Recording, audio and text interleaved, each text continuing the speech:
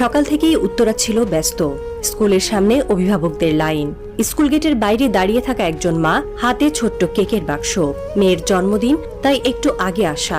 তিনি জানতেন না আকাশের ওপরে এক ফ্লাইট লেফটেন্যান্ট তার মেয়েকে বাঁচাতে গিয়ে আজ নিজের জীবন উৎসর্গ করতে যাচ্ছেন। প্রায় ৮,০০০ ফুট উচ্চতায় ফ্লাইটে ছিলেন ৭৬তম ব্যাচের পাইলট তৌকির ইসলাম সাগর। বিমানটি ছিল F-7 BGI, বাংলাদেশ বিমান বাহিনীর একটি বহুল ব্যবহৃত ট্রেইনার কাম লড়াকু জেট। প্রথম একক মিশন, প্রথম বাস্তব অনুশীলন। আর এই প্রথমেই তৌকির বুঝিয়ে দিলেন প্রশিক্ষণ কেবল কৌশলের চর্চা নয়, তা একটি চেতনার নাম। যেন হুমায়ুন আহমেদের উপন্যাস থেকে উঠে আসা এক চরিত্র, নীরব, সৎ, স্নিগ্ধ মায়ের মুখ দেখে মন ভালো হয়ে যাওয়া ছেলে, যার এক হাতে ছিল স্টিক, অন্য হাতে ছিল জাতির ভবিষ্যতের নিরাপত্তা। ঘটনাটি ঘটে মাত্র ১৩ মিনিটের মাথায়। বিমানটি টেক অফ করেছিল বেলা ১টা নাগাদ, আর ১টা ১৩ মিনিটেই কন্ট্রোল রুমে সংকেত আসে mechanical failure, immediate action required. তখন কন্ট্রোল রুম বারবার বলছে ইজেক্ট করো, ইজেক্ট করো। তৌকির চাইলেই প্যারাশুটে ঝাঁপ দিয়ে নিজের প্রাণ বাঁচাতে পারতেন, কিন্তু ইজেক্ট করলেই বিমানটি পড়ে যেত কোনো জনবহুল এলাকায়, স্কুল, বাড়ি, রাস্তার দোকান, হয়তো প্রাণ যেত শিশুর, মায়ের, পরিবারের। তৌকির ঠিক করলেন নিজে যাবেন, কিন্তু কারোর জীবন নেবেন না। এ সিদ্ধান্ত মুহূর্তিক নয়, এটা এক ফ্লাইট ম্যানুয়ালের বাইরে থাকা নৈতিক চেতনা। এটা সেই শিক্ষা যা কেবল ভালো একজন পাইলট নয়, ভালো একজন মানুষ তৈরি করে।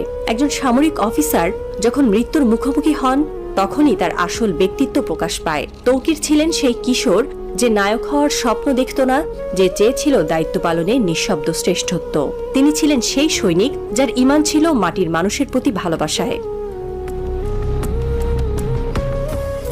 বিমানটি ক্র্যাশ করে উত্তরার সেক্টর ১১-র কাছে মাইলস্টোন স্কুলের একাংশে। সেই মুহূর্তে স্কুল থেকে বের হচ্ছিল শিশুরা। কিছু মুহূর্ত আগে তাদের হাতে ছিল পানির বোতল, খাতাপত্র, ছোট্ট রং পেন্সিল। কিছু মুহূর্ত পরে চারিদিকে ছিল আগুন, ধোঁয়া, আতঙ্ক আর আর্তনাদ। স্কুল ভবনের সামনে পড়ে থাকে ছোট্ট ব্যাগ, বইয়ের পাতায় পুড়ে গেছে এক শিশুর আঁকা রোদ, মাটিতে ছড়িয়ে পড়ে মায়ের ফোন, বাবার মোটরসাইকেলের চাবি, শিশুর চকোলেট। ধ্বংসস্তূপ থেকে বেরিয়ে আসে নাম, শামম, মাহিন, মুনতাহা, রাইমান। তাদের কেউ ফিরে আসে না। তাদের ছবি দেখা যায় বার্ন ইউনিটের ওয়ার্ডে, আইসিইউর তালিকায়, পুলিশের রিপোর্টে। তাদের নাম হয়তো আজ খবরের কাগজে, কিন্তু কাল হয়ে যাবে কষ্টের প্রতিচ্ছবি। তৌকিরের মৃত্যুর মাঝে আমরা বেঁচে গেলাম, কিন্তু এই বেঁচে থাকাটা কি সস্তা? একজন মানুষ নিজের চরম আত্মত্যাগে আমাদের মুখে হাসি রেখে গেল। খবর ছড়িয়ে পড়ে আগুনের মতো। এয়ারফোর্সের প্রশিক্ষণ বিমানের দুর্ঘটনা, একজন পাইলট শহীদ। মানুষ প্রথমে বুঝে উঠতে পারেনি, তারপর যখন ছবিটি ছড়ায়, সাগরের সেই হাস্যোজ্জ্বল মুখ, আকাশের দিকে তাকিয়ে থাকা চোখ, তখনই দেশের প্রতিটি কোণ থেকে কান্না ভেসে আসে। কেউ একজন ফেসবুকে লিখেছে, তিনিও তো কারো স্বামী ছিলেন, কারো ছেলে, কারো বাবা হতে পারতেন, কিন্তু তিনি দেশের জন্য বেঁচে থাকাটা বেছে নিলেন না। একজন বৃদ্ধা বললেন, বাবারে, আমি জানি না সে কে, কিন্তু আমি আজ সারা রাত ঘুমাই নাই। তার মা যেন ঠিক থাকে, আমি মোনাজাত করেছি। এমন মায়া হয়তো আত্মার গভীর থেকে জন্ম নেয়, কারণ শহীদের নাম হয়তো একসময় ভুলে যাবে অনেকে, কিন্তু তার জন্য গলে যাওয়া মানুষগুলোর চোখের জল জমে থাকবে এই মাটিতে। তৌকিরের মা, যিনি এখন বলেন, আমার বুক খালি হয়ে গেছে, এই বাক্য থামিয়ে দেয় সময়। এই শব্দ কাঁপিয়ে দেয় রাজপথ, সংসদ, সেনানিবাস। তিনি একজন সাধারণ মা ছিলেন, যিনি ছেলেকে নিয়ে স্বপ্ন দেখতেন, সন্ধ্যায় তার জন্য শাকভাজি করতেন, সকালে রুটিতে ঘি মাখতেন। আজ সেই মায়ের কোলে শুধু একটি ভাঁজ করা পতাকা। তৌকির কোনো জেনারেল ছিল না, কোনো সুপারস্টার ছিলেন না। তিনি ছিলেন শান্ত এক ছেলের প্রতিরূপ, যিনি হয়তো রাতে বাবাকে ফোন করতেন, সকালে মায়ের খোঁজ নিতেন। একজন তরুণ, যিনি ঈমানের মতো বিশ্বাস করতেন দেশের প্রতি দায়বদ্ধতায়। তৌকির ইসলাম সাগরের মৃত্যুর মধ্য দিয়ে আমরা দেখেছি জীবনের গভীর মূল্য। এই পাইলট কেবল একজন অফিসার ছিলেন না, তিনি ছিলেন একজন নীরব ইমানদার, যিনি মিশন বেছে নেন নিজের শিরায় বহমান চেতনায়। তিনি ছিলেন সাহসের জীবন্ত মূর্তি, যিনি মৃত্যুকে বেছে নিয়ে শিশুদের জীবনে আলো বুনে দেন। তার গল্প এখন প্রতিটি স্কুলে আলোচনার বিষয়, তার ছবি এখন দেয়ালে, তার নাম এখন হৃদয়ে। আমরা ভুলে যাই নাম, পদবি, র্যাঙ্ক, কিন্তু কখনো ভুলব না সেই পায়ের ছাপ, যেটা রেখে গেছেন জাতির হৃদয়ে। এই দুর্ঘটনার পর সেনাপ্রধান নিজে এসেছেন ঘটনাস্থলে। প্রেস ব্রিফিংয়ে কণ্ঠ ভারী। তৌকিরের আত্মত্যাগকে বলা হয়েছে একটি অনন্য সাহসিকতার পরিচয়, কিন্তু রাজনীতিতে নীরবতা। কেউ বলেনি কেন এত পুরনো মডেলের ট্রেনার এখনো ব্যবহৃত হচ্ছে, কেন বাজেট নেই নতুন ফ্লিট কেনার? কেন বেসামরিক এলাকার উপরে এত কম উচ্চতায় চালানো হয় অনুশীলন?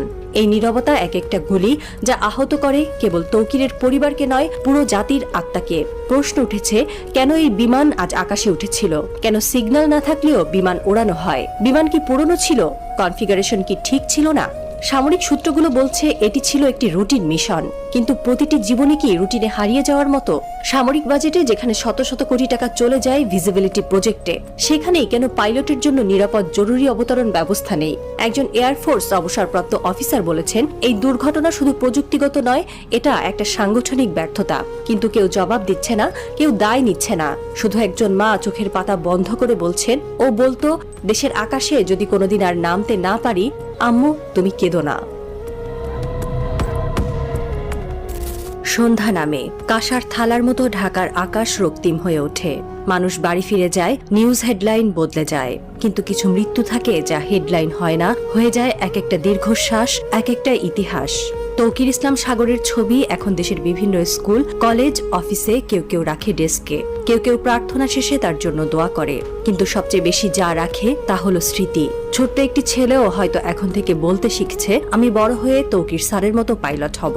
সাগরের মা আজকাল কারো সাথে তেমন কথা বলেন না, কেবল মাঝে মধ্যে ছেলের পুরনো চিঠিগুলো পড়ে চোখ বন্ধ করে বলেন, ও বলতো, আমি যদি একদিন ফিরে না আসি, তখন তুমি জানবে আমি দেশকে বেছে নিয়েছি।